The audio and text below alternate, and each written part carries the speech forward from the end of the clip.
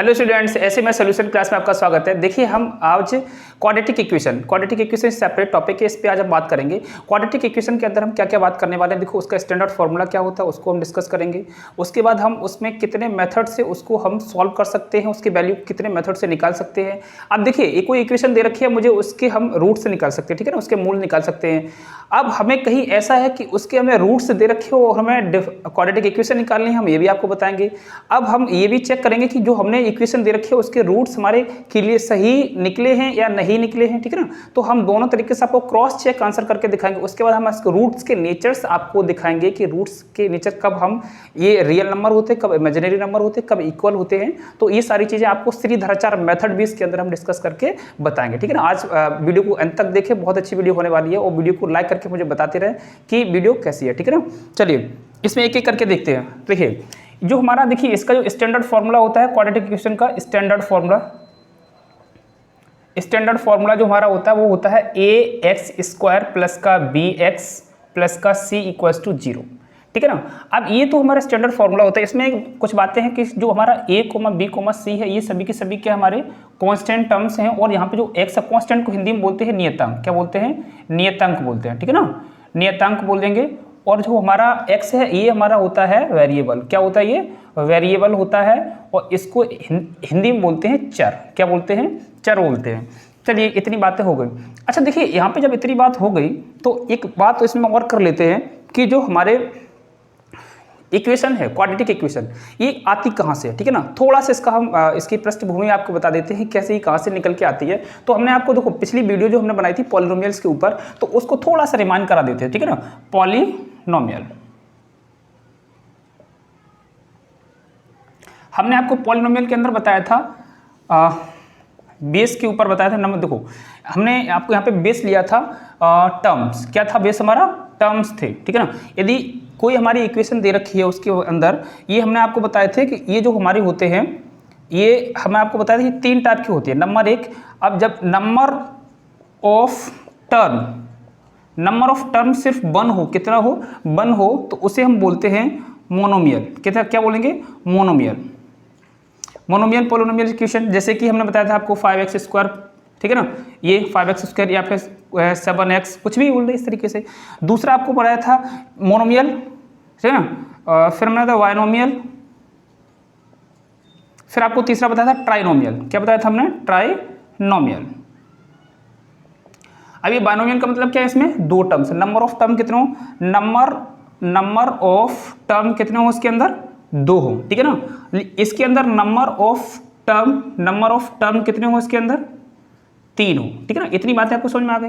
अब 3 का मतलब जैसे कि यही हमारी क्वाड्रेटिक इक्वेशन, इसके अंदर भी 3 टर्म्स है, लेकिन इसमें पावर मायने नहीं रखती है, इसमें सिर्फ आपको टर्म्स मायने रखते हैं। देखो फर्स्ट, सेकंड, थर्ड 3 टर्म्स हैं। जैसे कि यहाँ पे 5x² प्लस का 6x प्लस 3, ये हमारी ये क्या है, ट्राइनोमियल है। इसमें यदि हम देखें तो जैसे कि हमने यहाँ पे ले लिया 7x प्लस 8, इसमें 2 टर्म्स हैं, ठीक है ना। तो इस तरीके से हम बातों को समझ सकते हैं। दूसरा हमने डिग्री को बेस माना था। इसमें क्या हमारा बेस था, इसमें हमारा बेस था डिग्री, क्या था, डिग्री मतलब कि घात, पावर जिसे बोल सकते हैं, ठीक है ना।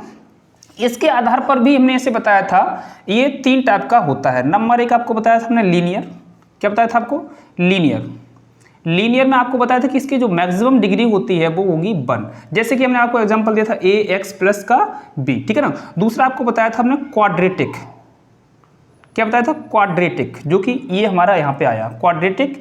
अब इसमें हमने आपको बताया था इसकी जो मैक्सिमम पावर होगी, क्वाड्रेटिक में जो आपकी मैक्सिमम पावर होगी, ठीक है ना, वो कितनी होगी, 2। जैसे कि हमने ax² प्लस का bx और प्लस का c, ठीक है ना। ये क्वाड्रेटिक यदि हमने आप बताया था ये अभी तक लीनियर है, और जैसे लीनियर इक्वेशन यदि इसे कन्वर्ट करना चाहो तो इक्वल में 0 लगा दो, और क्वाड्रेटिक की इक्वेशन में यदि कन्वर्ट करना चाहो तो इससे क्या करो, इक्वल में 0 लगा दो। फिर हमने आपको बताया था क्यूबिक इक्वेशन, क्या बताई थी, क्यूबिक इक्वेशन। इसमें आपकी जो मैक्सिमम पावर जो होगी वो कितनी होगी, 3 होगी। क्वाड्रेटिक इक्वेशन को ही हिंदी में बोलते हैं हम द्विघात समीकरण, लीनियर इक्वेशन को हिंदी में बोलते हैं हम रेखीय समीकरण, क्यूबिक इक्वेशन को हम बोलते हैं क्यूबिक को घन समीकरण बोलते हैं, ठीक है ना, इस तरीके से। तो इसको हमें आज पढ़ना है, ठीक है ना। अब बातें समझ में आ गई आपके, चलिए इतना नोट कर लो, फिर आगे आपको बताते हैं। तो दोस्तों आपको पता चल गया होगा कि हम जो क्वाड्रेटिक इक्वेशन सॉल्व करने जा रहे हैं, क्वाड्रेटिक इक्वेशन को सीखने जा रहे हैं, आती कहाँ से है, ठीक है ना। पृष्ठभूमि को जानना बहुत जरूरी होता है, ठीक है। अब हम इसके अंदर की बातों को करते हैं। देखिए हमने आपको बता दिया कि ए बी सी कॉन्स्टेंट होते हैं और एक्स हमारा क्या होता है, यहाँ पे वेरिएबल होता है, ठीक है ना। अब देखिए यहाँ पे बात आती है कि इसके सॉल्यूशंस कैसे निकालें। देखो अब सॉल्यूशन का मतलब ये होता है कि जो हमारी इक्वेशंस होती है, जिसकी लीनियर इक्वेशन थी, लीनियर इक्वेशन में सबसे बड़ी पावर कितनी थी, लीनियर इक्वेशन ये होती है, ठीक है ना। लीनियर इक्वेशन ये है, इसमें सबसे बड़ी चर की घात, मतलब कि जो वेरिएबल की मैक्सिमम पावर होती है उस पे सॉल्यूशन डिपेंड करता है। तो इसमें सबसे बड़ी पावर कितनी है, 1 है, तो इसका सॉल्यूशन भी 1 ही होगा, ठीक है ना। इसका जो सॉल्यूशन होगा वो 1 होगा। अब हमारी जो क्वाड्रेटिक इक्वेशन है इसकी मैक्सिमम पावर कितनी है, 2 है, तो इसके सॉल्यूशन भी 2 निकलेंगे। कितने निकलेंगे, 2 सॉल्यूशन निकलेगा। अब 2 सॉल्यूशन निकालने के लिए हमें क्या करना, तो कोई इसके कुछ रूट्स मान लो, let the root are alpha and beta. हमने मान लिया कि 2, हमने अल्फा बीटा मान लिया, आप ए बी मान लो, कैपिटल मानना, स्मॉल दे रखा है, एम एन मान लो, पी क्यू मान लो, कुछ भी जो मानना चाहो वो मान लो, ठीक है ना। हमने ये 2 मान लिए। अब इसमें क्या होता है, हम मूलों का योगफल, इसे इन्हें हिंदी में मूल भी बोलते हैं, ठीक है ना। मूलों का योगफल एक बार निकालने को, मूलों का गुणनफल निकालेंगे तो इसके हमें रूट्स मिल जाएंगे, ठीक है ना। अब देखो मूलों का योगफल यदि हम निकालना चाहें, मूलों का योगफल मतलब ये जो मूल है तो इनको हम क्या करेंगे, एल्फा प्लस बीटा, ये योग हो गया। तो इसका फॉर्मूला होता है बी अपॉन ए, और इसका ही गुणनखंड। देखो जो बी होता है, बी का मतलब क्या है, एक्स का गुणांक, ठीक है। क्या है, कोफिशिएंट ऑफ एक्स, क्या लिखेंगे, कोफिशिएंट का मतलब होता है गुणांक। जैसे कि ये लिखा हुआ है, यहाँ पे बोला जाए कि एक्स का गुणांक क्या है, तो एक्स का गुणांक ए है। एक्स के मल्टीपल में जो संख्या होती है उसी को गुणांक बोलते हैं, ठीक है ना। अब ये क्या है हमारा, coefficient of x square, right. इतनी बातें समझ में आ गई। अब इसी का हम मल्टीप्लिकेशन, मूलों का गुणनफल निकालें। ये क्या है, मूलों का गुणनफल, तो ये होता है सी अपॉन ए। सी आपको पता चल रहा होगा, सी क्या है, कांस्टेंट है, ये क्या है, कोफिशिएंट ऑफ एक्स स्क्वायर, ठीक है ना। ये आपको 2 चीजें, 2 फॉर्मूले यहाँ से आपको ये मिल गए, ठीक है ना। ये 2 फॉर्मूले, इनका हम यूज कहाँ करेंगे, देखो।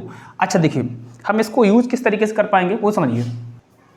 हाँ तो देखिए हम यहाँ पे एक एग्जाम्पल लेते हैं। ये हमने एग्जाम्पल लिया पहला, जैसे कि मेरे पास लिखा हुआ है 5x स्क्वायर प्लस का 3x माइनस का 9 इक्वल्स टू 0। वो हमसे यहाँ पे बोल दिया जाए कि फाइंड द रूट्स, ठीक है ना। इसमें यदि find the sum and multiplication of root, मतलब मूलों का योगफल और गुणनफल मुझे ज्ञात करना है, ठीक है ना।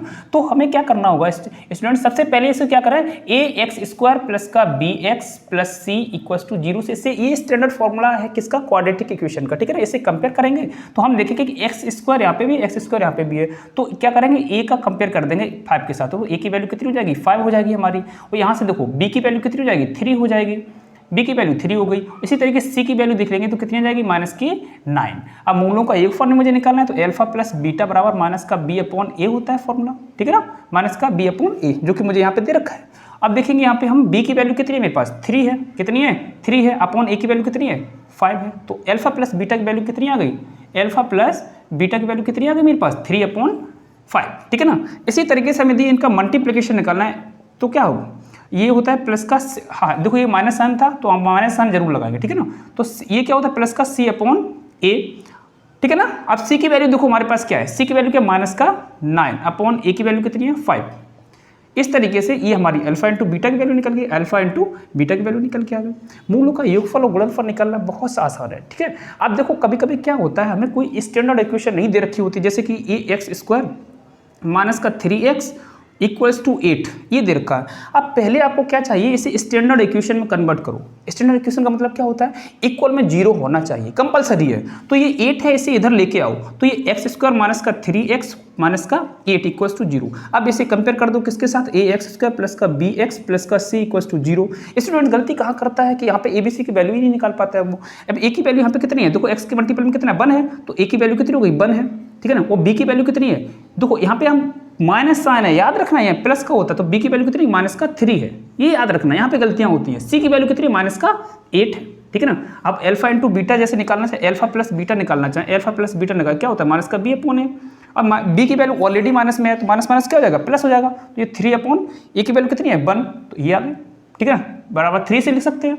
अब अल्फा इंटू बीटा निकालना चाहिए, अल्फा इंटू बीटा तो कितना हो, सी अपॉन ए, तो सी की वैल्यू देखो ऑलरेडी माइनस में है, तो यहाँ पे ऑलरेडी माइनस में क्या, यहाँ पे माइनस साइन लगा देंगे, तो ये माइनस का 8 अपॉन 1, तो इसे क्या ले सकते हैं, माइनस का 8, ये आंसर हो गया मेरा। तो इस तरीके से निकालें, देखो ये तो बात हो गई। अब हम बात करेंगे इसके मेथड्स पे, तो इसके जो हमारे क्वाड्रेटिक इक्वेशन उसके 3 मेथड होते हैं। पहला होता है फैक्टराइजेशन मेथड, दूसरा कंप्लीटिंग स्क्वायर मेथड, तीसरा जो होता है श्रीधराचार्य मेथड, ठीक है ना। जब ये दो ऊपर वाले काम ना करें तो तीसरा मेथड 101% काम करता है इसके रूट से निकालने के लिए, इसकी वैल्यू निकालने के लिए, ठीक है ना। चलिए अब उनको हम एक एक करके समझते हैं। तो दोस्तों देखिए, अब हम समझने की कोशिश करते हैं कि इसके जो मेथड्स हैं, हमने 3 मेथड आपको बताया कि पहला है हमारा फैक्टराइजेशन मेथड, दूसरा है कंप्लीटिंग स्क्वायर मेथड, तीसरा है हमारा श्रीधराचार्य मेथड। मैंने आपको बताया था कि ऊपर के जो 2 मेथड है आपके जब काम ना करे तो तीसरा मेथड 101% काम करता है। यहाँ से इन तीनों से ही मुझे काम क्या करना है, इसके जो रूट्स हमने बताए थे कि हमारी जो क्वाड्रेटिक इक्वेशन है इसकी मैक्सिमम पावर कितनी है, 2 है, तो इसके 2 ही सॉल्यूशन निकलेंगे, मतलब कि इसके 2 सॉल्यूशन जो निकलेंगे वो हम सॉल्यूशन इन मेथड्स की हेल्प से निकालने की कोशिश करेंगे, ठीक है ना। चलिए एक एक करके समझते हैं। तो देखिए जो फैक्टराइजेशन मेथड है, तो हम डायरेक्ट एग्जाम्पल की बात करें तो ज़्यादा अच्छा रहेगा। फैक्टराइजेशन मेथड का मतलब क्या है, इसके हम फैक्टर करेंगे और एक्स की वैल्यू निकालने की कोशिश करेंगे, ठीक है ना। तो पहले को यहाँ पे लेके आते हैं, पहले को देखो, इसको एग्जांपल की हेल्प से समझते हैं। जैसे कि मेरे पास एक एग्जांपल है एक्स स्क्वायर, ठीक है ना, प्लस का 5x प्लस का 6 इक्वल्स टू 0, ठीक है ना। इसके हम फैक्टर करेंगे और मुझे क्या करना है, x की वैल्यू निकालनी है, ठीक है ना। क्या निकालनी है मुझे, यहाँ पे देखो जो वेरिएबल होता है उसकी वैल्यू मुझे निकालनी होती है। यहाँ पे x की वैल्यू कितनी निकलेगी, 2 निकलेगी, क्योंकि उसकी मैक्सिमम पावर कितनी है, 2 है। तो देखो इसके फैक्टर करने का तरीका समझिए। x का कोफिशिएंट कितना है, एक्स स्क्वायर का कोफिशिएंट कितना है, तो जो प्लस है या माइनस उसके लिखेंगे। फिर उसका जो कोफिशिएंट है, कोफिशिएंट यदि प्लस का है तो प्लस के साथ, और माइनस का है तो माइनस के साथ। उसको हम समझेंगे कैसे, देखो यहाँ पे मल्टीपल 6, तो इसका मल्टीपल करेंगे तो कितना, कोफिशिएंट का मल्टीपल 6 आ गया। अब इस 6, ये डिपेंड करता है, अब इस 6 के ऐसे फैक्टर करो कि ये साइन है इस पर डिपेंड करता है। यदि ये प्लस का है तो इसके ऐसे फैक्टर करो कि ऐड करने पर ये आपका मिडिल का नंबर है जो ये आ जाए, ठीक है ना। यदि यहाँ पे माइनस होता तो इसके ऐसे फैक्टर करते हैं कि सब्ट्रैक्ट करने पर ये नंबर आ जाए। देखो यहाँ पे हम लिखेंगे 3 इंटू 2 करेंगे, 3 2 जा 6। तो देखो यहाँ पे मैंने बताया कि प्लस का साइन है, तो ऐड करने पर 3 + 2 कितना आ गया, 5। तो यहाँ पे हम क्या करेंगे, ये जो हमारी लिखा हुआ है एक्स स्क्वायर प्लस 5 की जगह हम लिख देंगे 3 + 2 और आउटसाइड x, हमारा आउटसाइड x है ही, ठीक है ना। हमें सिर्फ 5 को देखना होता है, सिर्फ किससे देखेंगे, 5 को देखेंगे, ठीक है ना। और यहाँ पे प्लस का 6 लिखा हुआ है, प्लस का 6 = 0, ये ध्यान रखना है, ठीक है ना। बहुत ईजी मेथड होता है। अब सिंपली क्या करना है मुझे, इस प्लस का अंदर से मल्टीपल करना है, इधर से x का मल्टीपल दिए, दो प्लस का 3x और प्लस का 2x और प्लस का 6 इक्वल में 0। हम देखेंगे इन दो टर्म्स में मेरा क्या कॉमन आ रहा है, x कॉमन आ रहा है, तो क्या बचेगा, x + 3 बचेगा। फिर हम देखेंगे इन दो टर्म्स में क्या कॉमन आ रहा है, 2, तो x + 3। देखो संख्या इस तरीके से कॉमन लेंगे कि ये दोनों ही टर्म्स सेम आ जाए। यदि सेम नहीं आ रहे तो आपका गलत हो गया क्वेश्चन, ठीक है ना। अब देखो इन दोनों यदि पूरे से देखी जाए तो x + 3 कॉमन आ रहा है ना। अब बचा क्या, यहाँ पे x और यहाँ पे प्लस का 2 है, तो x + 2 इक्वल का साइन लगाएंगे, 0 हो जाएगा। अब देखिए यहाँ पे लिखा हुआ है आपका x + 3 इक्वल का साइन 0, ये भी हमारा x + 2 इक्वल का साइन 0। अब x की वैल्यू निकालनी है, तो x की वैल्यू यहाँ पे -3 आ गई, तो यहाँ पे देखेंगे तो x की वैल्यू कितनी, -2। तो जो हमारे रूट्स थे, जो इसके सॉल्यूशन हैं, तो कितने, -2, -3 निकल के आ गए। ये हमारी 2 वैल्यू निकल के आ गई। अब इसी को यदि हम क्रॉस चेक करना चाहें, क्या करना चाहें, क्रॉस चेक करना, क्या ये बाकी सही आंसर है, क्या ये जो मैंने वैल्यू निकाली है एक्चुअली क्या है, हमारे अल्फा और बीटा की वैल्यू है। ये क्या है, अल्फा और बीटा की वैल्यू, क्या हमने ये सही निकाला। यदि हम देखो हमारे पास फॉर्मूला होता है x² प्लस, ये हमारी क्या निकल के आई, ये अल्फा की वैल्यू है हमारे पास -2 और बीटा की वैल्यू है हमारे पास -3। यदि हम देखें हमारे पास एक फॉर्मूला होता है कि हमें जब रूट दिए जाएं, उससे जब हमें इसके मूल दिए जाएं, उससे हम क्वाड्रेटिक इक्वेशन को किस तरीके से फाइंड आउट कर पाएंगे, ठीक है ना। तो वो चीज़ है, यहाँ x² है और ब्रैकेट में देखो यहाँ पे होता है माइनस का साइन होता है यहाँ पे, alpha plus beta, outside x plus alpha into beta. इसका मतलब आप समझ पा रहे हैं, यहाँ पे इसका मतलब ये है, ये मूलों का योगफल है कि सम ऑफ रूट्स है, ये मूलों का गुणनफल है, मल्टीपल ऑफ रूट्स दिख रहा है। तो अब हमें क्या करना है, यहाँ पे अल्फा प्लस बीटा की वैल्यू निकाल लो, या चाहो तो डायरेक्ट इनकी वैल्यू यहाँ पे रख देंगे थे। देखो यदि हम ये वैल्यू इसमें रखेंगे, वो मुझे ये वाली इक्वेशन यदि मिल जाती है, ये ठीक है ना, ये यदि मुझे मिल जाती है तो हम कहेंगे कि जो हमारी वैल्यू निकल के आई है ये सही वैल्यू है, ठीक है ना। तो हम देखो यहाँ पे मेरे पास लिखा हुआ है x² माइनस का साइन, अल्फा की वैल्यू मेरे पास कितनी है, -2, बीटा की वैल्यू कितनी है, -3 है मेरे पास, प्लस आउटसाइड कितना है मेरे पास, आउटसाइड इसमें x प्लस का साइन, अल्फा की वैल्यू कितनी है, -2 मल्टीपल -3 इक्वल का साइन 0 हो जाता है, ठीक है ना। अब देखो x² माइनस ये कितना हो जाएगा, -5, ठीक है ना, आउटसाइड x, और ये देखो माइनस माइनस प्लस हो जाएगा, प्लस का 3 2 जा 6 = 0। तो x² माइनस माइनस प्लस का ये 5x और प्लस का 6 इक्वल का साइन यहाँ पे लगाएंगे, ये हो गया 0। अब देखिए स्टूडेंट देखो, यही तो इक्वेशन थी मेरे पास, यही तो थी समीकरण, देखो यही है ना, यही मेरे पास वैल्यू निकल के आ गई। तो इसका मतलब है कि हमारा जो आंसर निकला वो 101% सही आंसर है, ठीक है ना। तो इसी तरीके से यदि हम कुछ और एग्जांपल इसके लेना चाहें, कुछ एग्जांपल हमारे पास और है, जैसे कि दूसरा एग्जांपल है मेरे पास x² प्लस का x और माइनस का 110 इक्वल का साइन यहाँ पे 0, ठीक है ना। इसको कैसे करेंगे, यहाँ पे देखो माइनस का साइन आ गया, माइनस का साइन आ जाता है तो उस कंडीशन में हम क्या करेंगे, हमने आपको बताया था। देखो पहले तो हम ये x² का, यहाँ पे x² इसका कोफिशिएंट कितना है 1, मल्टीपल ये जो है 110, इसका मल्टीपल करें तो 110 ही आएगा, ठीक है ना, गारंटेड ये 110 ही आएगा। अब इस 110 का ऐसे मल्टीप्लिकेशन करना है, ऐसे फैक्टर करने हैं कि घटाने पर, यहाँ पे देखो x का कोफिशिएंट कितना है 1 है, तो मुझे 1 लाना है, ठीक है, कितना लाना है 1। तो हम इसे क्या करें 11 × 10 करो, 11 × 10 करो तो 110 आएगा, वो 11 - 10 कर देंगे तो कितना आएगा 1। तो यही करना मुझे, x² यहाँ पे प्लस का साइन, यहाँ पे क्या 11 - 10 कर देंगे तो ये देखो 1 ही आएगा, 11 - 10 करें तो 1 ही आएगा, ठीक है ना। और माइनस का 110 इक्वल टू यहाँ पे कर देंगे x² प्लस का 11x और माइनस का 10x और माइनस का 110 इक्वल का साइन 0। यहाँ से देखो x को कॉमन लेंगे तो क्या हो जाएगा x + 11 और यहाँ पे माइनस का 10 कॉमन ले लो, ठीक है ना, माइनस प्लस हो जाएगा x + 11, 10 का डिवाइड करेंगे 110 में तो 11 बार जाएगा, ठीक है ना, इक्वल का साइन 0 यहाँ पे कर देंगे। तो देखो कॉमन है ना दोनों जगह से, x + 11 और x - 10, इन दोनों की वैल्यू निकालेंगे, x + 11 बराबर 0 करेंगे और x - 10 बराबर 0 करेंगे, तो x की वैल्यू जो होगी माइनस की 11 यहाँ पे आ गई और x की वैल्यू यहाँ पे कही प्लस की 10। तो x की जो टोटल जो वैल्यू होंगी 10 माइनस की 11 दो वैल्यू निकल के आई। आप इसी मेथड से इसे वेरीफाई भी कर सकती है, बहुत ही इंपॉर्टेंट, इस पर क्वेश्चन पूछे भी जाते हैं, ठीक है ना। अब आपको हमने एक फैक्टराइजेशन मेथड बता दिया, इसके बाद कंप्लीटिंग स्क्वायर, उसके बाद हम आपको श्रीधराचार्य मेथड बताएंगे, उसके बाद इसके नेचर्स जो हमारे रूट्स हैं उनके नेचर्स के ऊपर बता देंगे बात, और बस इतना ही आज बताएंगे, ठीक है ना। चलिए इतना नोट कर लीजिए आप लोग। तो दोस्तों अभी आपने सीखा कि फैक्टराइजेशन मेथड कैसे करते हैं, पहला मेथड हमने सीख लिया, इसके बाद हम दूसरा मेथड सीखेंगे कि इसका कंप्लीटिंग स्क्वायर मेथड हम किस तरीके से यूज करते हैं। देखो इस कंडीशन में देखो कंप्लीटिंग स्क्वायर मेथड हम जब करेंगे तो उस कंडीशन हमें फैक्टराइजेशन मेथड और श्रीधराचार्य मेथड दोनों ही मेथड को भूल जाना है। उस टाइम हमें सिर्फ और सिर्फ कंप्लीटिंग स्क्वायर मेथड्स के थ्रू ही हमें एक्स की वैल्यू मतलब उसके रूट से निकालने होते हैं, ठीक है ना। तो देखिए यहाँ पे मुझे कंप्लीटिंग स्क्वायर मेथड की जब बात करें तो मुझे दो फॉर्मूले हमारे दिमाग में आने चाहिए। कंप्लीटिंग स्क्वायर मेथड मतलब कि होता है, कंप्लीट स्क्वायर का मतलब ये होता है कि a + b का होल स्क्वायर या बनाना होगा मुझे, या फिर a - b का होल स्क्वायर बनाना होगा। तो इसके फॉर्मूले मेरे दिमाग में होना बहुत जरूरी है। तो a + b का होल स्क्वायर का जो फॉर्मूला होता है मेरा a² प्लस का 2ab प्लस का b², और जो a - b का होता है इसे लिख सकते हैं a² माइनस का 2ab और प्लस b², ठीक है। ये फॉर्मूले हमारे दो होते हैं। अब कंप्लीटिंग स्क्वायर को यदि हम एग्जाम्पल के थ्रू समझने की बात करते हैं, किसके एग्जाम्पल के थ्रू यदि समझने की बात करते हैं तो बहुत अच्छे से समझ पाएंगे। तो देखो एक एग्जाम्पल हम लिखते हैं, x² माइनस का x और प्लस यहाँ पे हम 1 लिख देते हैं, कितना लिख देते हैं 1 लिख देते हैं, इक्वल का साइन, ठीक है 0। इसे मुझे कंप्लीट स्क्वायर परफेक्ट स्क्वायर में कन्वर्ट करना है, इसे स्क्वायर फॉर्म में इसे इस तरीके से कन्वर्ट करना है। तो इसे कैसे कर पाएंगे, देखो इसको ये क्या है एक्चुअली, ये a² माइनस 2ab माइनस का 2ab माइनस का 2 × a, यदि हम a² का मतलब ये क्या है x² का लिख दें, माइनस का 2 × a जो कि फॉर्मूले में स्टैंडर्ड फॉर्मूले में 2 मुझे दे रखा होता है ऑलरेडी। 2 × a की जगह क्या है मेरा x है, इंटू b मुझे पता ही नहीं है क्या है, लेकिन ये मुझे पता है कि इसमें कोई एक ऐसी वैल्यू b की रखो जिसका हम इसको सॉल्व करने पर सिर्फ मेरा कितना आ जाए माइनस का x आ जाए। तो इसमें हम कितने से मल्टीपल कर दो, 1/2 से मल्टीपल कर दो, 1/2 से तो 2 से 2 कैंसिल आउट हो जाएगा, तो बचेगा क्या सिर्फ माइनस का x बचेगा। मुझे पता चल गया ना b की वैल्यू कितनी है 1/2 है हमारी, ठीक है ना।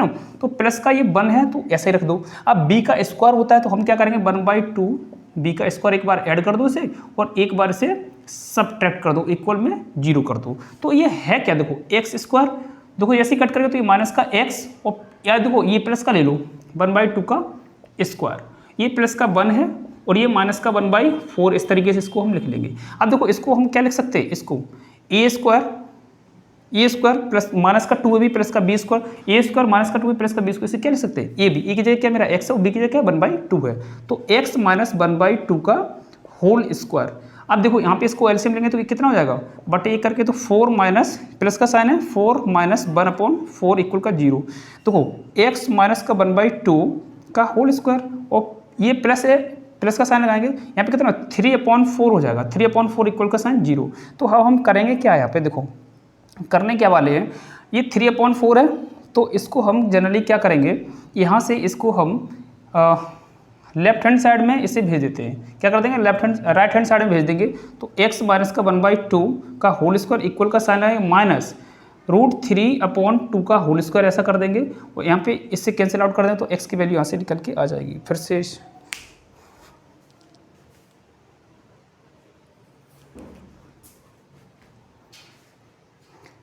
देखिए फ्रेंड्स, आप पहला मेथड सीख चुके हैं, फैक्टराइजेशन मेथड सीख चुके हैं। अब इसके बाद सेकंड मेथड हमारा कंप्लीटिंग स्क्वायर मेथड, ठीक है ना। कंप्लीटिंग स्क्वायर मेथड जब हम पढ़ेंगे तो उस टाइम हम फैक्टराइजेशन मेथड और श्रीधराचार्य मेथड दोनों को ही कंप्लीटली भूल चुके होंगे। मुझे सिर्फ वही एक मेथड पता है, उसी के थ्रू हम उसके रूट्स, उसकी वैल्यू, हम उसके सॉल्यूशंस निकालेंगे, किसके, जो हमें क्वाड्रेटिक इक्वेशन दे रखी होगी उसकी। तो देखो इसकी बात से समझ आ रहा है कंप्लीटिंग स्क्वायर मेथड, ठीक है। तो मुझे कोई स्क्वायर कंप्लीट करना होगा तो देखो इसमें दो फॉर्मूले यूज होते हैं। तो एक तो होता है a + b का होल स्क्वायर और दूसरा होता है a - b का होल स्क्वायर। यही दो फॉर्मूले, क्योंकि पावर 2 है, क्वाड्रेटिक इक्वेशन में सबसे बड़ी बात 2 ही होती है, यही दो फॉर्मूले यूज होने वाले हैं। तो ये फॉर्मूले मुझे याद होने चाहिए। तो ये क्या होता है, a² + का 2ab और प्लस का b², ठीक है ना। और ये क्या होता है मेरा a² माइनस का 2ab और प्लस का b², ठीक है ना। अब देखो, अब हमारा कंप्लीटिंग स्क्वायर मेथड, इसको हम यदि एग्जांपल के थ्रू समझेंगे तो ज़्यादा अच्छा रहेगा, ठीक है। तो इसका जो पहला एग्जांपल है तो उसको हम पहले एग्जांपल को देख लेते, क्या है देखो, 4x² प्लस का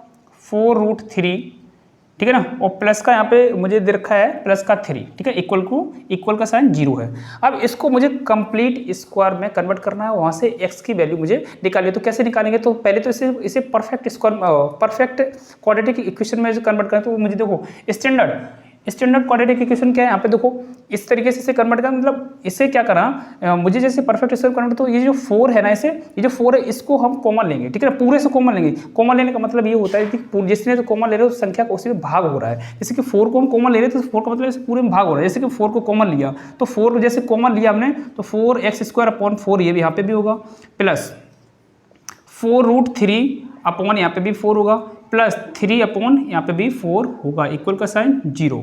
तो यहाँ पे देखो 4 से 4 कट जाएगा, यहाँ पे भी 4 से 4 कट जाएगा, और ये 4 है, इसका यहाँ पे 0 में भाग कर देंगे तो ये 0 ही हो जाएगा। तो बचेगा क्या मेरे पास, x² प्लस का √3, यहाँ पे x होगा, ठीक है ना, यहाँ पे x होना बहुत जरूरी है।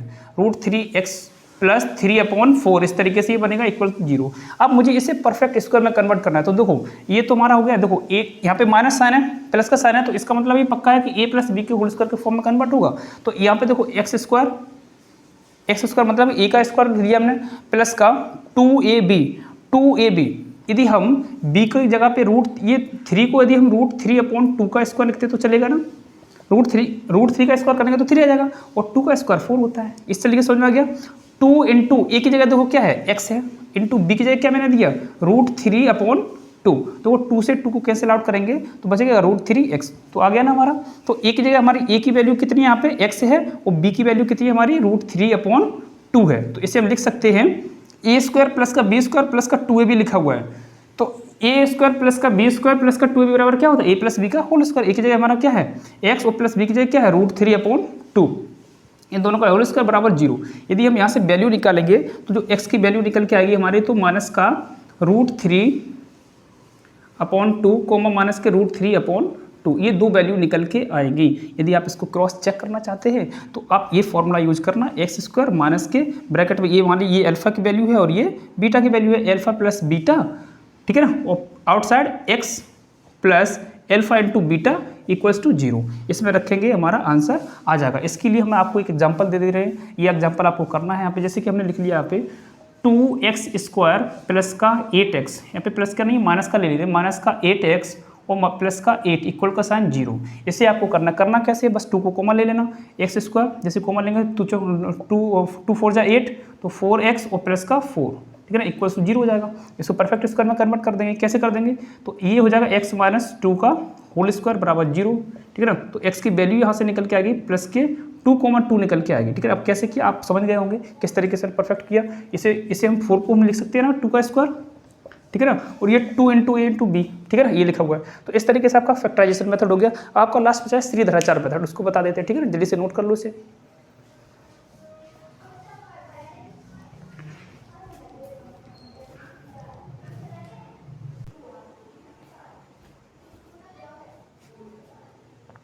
तो दोस्तों अब हमारा लास्ट टॉपिक बचा है क्वाड्रेटिक इक्वेशन। इसे हम क्वाड्रेटिक इसको हम एक बोल देते हैं क्वाड्रेटिक इक्वेशन फॉर्मूला।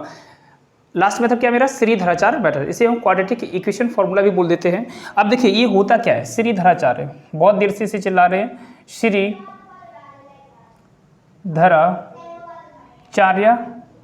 मेथड, ठीक है ना, ये मेथड है। इसमें क्या होता है वो बातें समझ लेते हैं। कोई भी हमें एक स्टैंडर्ड इक्वेशन है, इसको हम क्वाड्रेटिक इक्वेशन मेथड भी बोलते हैं। क्या बोलते हैं इसे? क्वाड्रेटिक इक्वेशन मेथड भी इसे बोलते हैं। जैसे कि हमारे पास स्टैंडर्ड फॉर्मूला है ax² प्लस का bx प्लस का c इक्वल्स टू 0। तो देखो इसमें हम क्या करते हैं, एक हमारा डिस्क्रिमिनेंट होता है। डिस्क्रिमिनेंट क्या होता है वो समझ लेते हैं।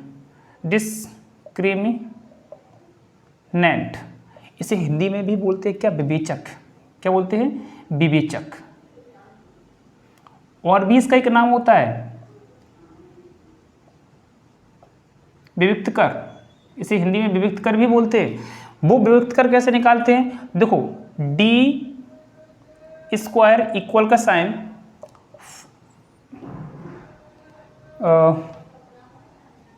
4 क्या होता है ये बी स्क्वायर, डी स्क्वायर की वैल्यू होती है बी स्क्वायर माइनस 4ac। क्या होती है? बी स्क्वायर माइनस का 4ac, सिर्फ डी की वैल्यू होती है। क्या होती है? B square minus 4ac। ये हमारा होता है डिस्क्रिमिनेंट।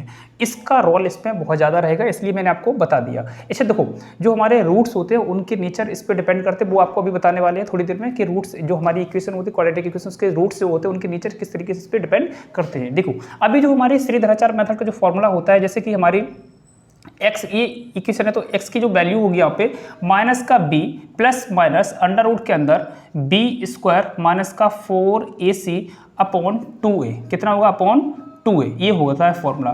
तो यहाँ पे जनरली देखो आप जो किताबों में लिखा देखते हैं तो ये फॉर्मूला बनता है, लेकिन इसकी जगह पे देखो ये सेम वैल्यू ना तो d को भी लिख देते हैं। तो इसकी जगह पे हम क्या भी और लिख सकते हैं, x इक्वल्स का साइन लगा देंगे, माइनस का b और प्लस माइनस अंडर रूट के अंदर, यहाँ पे प्लस माइनस ये होता है प्लस माइनस अंडर रूट के अंदर d अपॉन 2a, ठीक है ना। x की वैल्यू यहाँ पे पावर 2 है, तो यहाँ पे जनरली देखो पावर 2 है, इसके दो रूट्स मान के चलते हैं अल्फा इंटू बीटा। तो यहाँ पे भी हम भी अल्फा इंटू बीटा लिख देते हैं, अल्फा इंटू बीटा। अब इसमें देखो अल्फा की वैल्यू क्या होगी, बीटा की वैल्यू क्या होगी वो समझ लीजिए। अल्फा की वैल्यू क्या होती है, हम यहाँ पे ऐसे लिखे कि माइनस का b वो प्लस, ये प्लस माइनस है तो यहाँ पे सिर्फ प्लस को लेंगे, अंडर रूट के अंदर d अपॉन 2a, ठीक है ना, 2a। और जो बीटा हमारा होता है उसको हम लिख देते हैं बीटा का इक्वल का साइन माइनस का b, और यहाँ पे ये प्लस माइनस आ जाता है आपकी बात, ठीक है ना, अंडर रूट के अंदर d अपॉन 2a, ठीक है। इस तरीके से दोनों ही रूट्स की वैल्यू हम निकाल लेते हैं। एग्जांपल के थ्रू समझते हैं, जो कि मैंने एग्जांपल पहला लिया था, एक्स स्क्वायर माइनस का 5x प्लस का था प्लस का 6 इक्वल्स टू 0। यदि यहाँ पे हम देखें तो ax स्क्वायर प्लस का bx प्लस c से इसे कंपेयर करेंगे इक्वल्स टू 0, तो a की वैल्यू हमारी है 1, b की वैल्यू हमारी है वो है कितनी है 5, और c की वैल्यू कितनी है 6। इस फॉर्मूले में रखेंगे हमारी वैल्यू आएंगे। चाहो तो आप अलग अलग निकालो अल्फा बीटा की वैल्यू, चाहो तो एक साथ दोनों की निकालो, वो आपके ऊपर डिपेंड करता है, ठीक है ना। हम दोनों की एक साथ निकाल रहे हैं, तो अल्फा इंटू बीटा बराबर मेरा क्या है माइनस का b plus minus under root b square minus का 4ac अपॉन 2a, ये हमारा फॉर्मूला है। तो यहाँ पे देखो माइनस का b, तो b की वैल्यू कितनी है 5, माइनस का b plus minus under root b का स्क्वायर, तो 5 का स्क्वायर करेंगे कितना हो जाएगा 25 माइनस 4ac, तो 4 मल्टीपल ए की वैल्यू कितनी है 1 है, ए की वैल्यू कितनी है 1 इंटू सी की वैल्यू कितनी है 6 है अपॉन 2a इंटू ए की वैल्यू कितनी है 1 है। तो देखो यहाँ पे माइनस का 5 प्लस माइनस अंडर रूट के अंदर 25 माइनस ये कितना 24 और डिवाइड में कितना आ जाएगा मेरा 2। तो यहाँ पे यदि हम देखेंगे तो ये कितना हो जाएगा मेरा माइनस का 5 और प्लस माइनस कितना बचेगा 1, तो अंडर रूट के अंदर 1 लिखो चाहे ना लिखो तो इतना ही रहेगा ना, ठीक है, 1 ही रहेगा, ठीक है। अब देखो अब ये जो वैल्यू हमारे पास आई है किसकी है, अल्फा और बीटा की वैल्यू। यदि हम अल्फा की वैल्यू निकालना चाहें स्टूडेंट्स, यदि हम सिर्फ अल्फा की वैल्यू निकालना चाहें आपसे तो कितनी माइनस का 5 और प्लस 1 अपॉन 2, तो कितना माइनस का 4 अपॉन 2, तो कितनी आ जाएगी वैल्यू माइनस का 2, बात समझ आ गई ना। और यदि हम बीटा की वैल्यू निकालना चाहें तो माइनस का 5 और प्लस यहाँ पे देखो प्लस लिया, क्या क्या ले लेंगे माइनस का 1 अपॉन 2, तो कितना माइनस का 6 अपॉन 2, तो कितना माइनस का 3। तो ये अल्फा की वैल्यू आ गई और ये बीटा की वैल्यू आ गई। तो आप देखेंगे जो हमने स्टार्टिंग में आपको बताया था, देख स्टार्टिंग में जाना आप, यही वैल्यू निकल के आई थी हमारी अल्फा और बीटा की वैल्यू, ठीक है ना।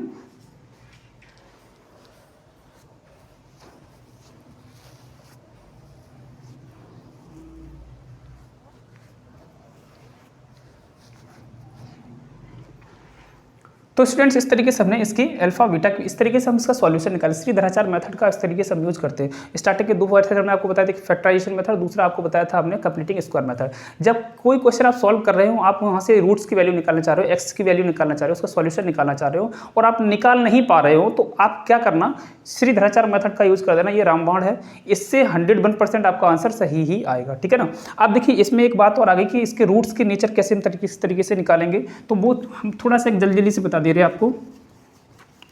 देखो पहली बात, पॉइंट पहला लिखेंगे, यदि आपका डी है, ये डी की वैल्यू यदि 0 के बराबर आती है, तो इस कंडीशन में जो आपके रूट्स होंगे, जो आपके रूट होंगे वो कैसे होंगे, रियल होंगे और इक्वल होंगे। कैसे होंगे, रियल होंगे और इक्वल होंगे। सेकेंड कंडीशन, डी की वैल्यू 0 से छोटी है, इस कंडीशन में आपके जो रूट होंगे वो टोटली इमेजिनरी होंगे। इमेजिनरी का मतलब काल्पनिक होंगे, ठीक है। कैसे होंगे, काल्पनिक। रियल का मतलब वास्तविक और समान होंगे, इसका मतलब काल्पनिक होंगे। कैसे होंगे, काल्पनिक। मतलब कि उसमें कहीं ना कहीं आई का यूज हो जाएगा, माइनस साइन का यूज, आई का यूज होगा। मतलब कि ये जो आई होती है इमेजिनरी नंबर को रिप्रेजेंट करती है। थर्ड पॉइंट आता है हमारा, यदि आपका जो डी है और ग्रेटर देन 0 हो, उस कंडीशन में आपके जो रूट्स होंगे वो आपके रूट्स जो होंगे वो रियल होंगे। जो आपके जो रूट होंगे कैसे होंगे, रूट्स कैसे होंगे, रियल होंगे और इनइक्वल होंगे। कैसे होंगे, इनइक्वल होंगे, मतलब कि वास्तविक और असमान होंगे। वास्तविक तो होंगे दोनों ही रूट्स, उसके अंदर आई नहीं आएगा, लेकिन दोनों ही अलग अलग रूट होंगे। जैसे कि अल्फा की वैल्यू यदि हमारी 3 आ रही तो बीटा की वैल्यू हमारी +2 आ गई। इस तरीके से इस कंडीशन में यहाँ पे क्या थे, अल्फा की वैल्यू यदि 2 आ रही तो बीटा की वैल्यू भी यहाँ पे 2 ही आएगी, ठीक है ना। इस तरीके से ये कुछ रूट्स इसके नेचर हो गए। हमने जहाँ तक था सारी टॉपिक इसमें कवर करा दिए हैं। आई थिंक इसमें कोई चीज़ नहीं बची है। हाँ, कभी कभी आप इस अलग से ही पूरी तरह विभक्त कर निकालिए तो डी की वैल्यू निकाल देंगे, ठीक है ना। तो इसमें विभक्त कर निकालने का आपको तरीका बता दिया और दूसरा आपको तरीका बता दिया इसमें इसके रूट्स किस नेचर किस तरीके से पता करेंगे, और आपको ये भी बता दिया कि आपको यदि रूट्स दे रखे हो तो वहाँ से आप क्वाड्रेटिक इक्वेशन किस तरीके से निकालेंगे। आई होप आपको सारी चीज़ें समझ में आ गई होंगी, ठीक है ना। यदि आप मेरी वीडियो आपको पसंद आई तो वीडियो को लाइक करें और फ्रेंड्स के साथ शेयर करें। यदि चैनल पर नए हैं तो चैनल को सब्सक्राइब कर लें, ठीक है। आज के लिए इतना ही, थैंक यू, जय हिंद।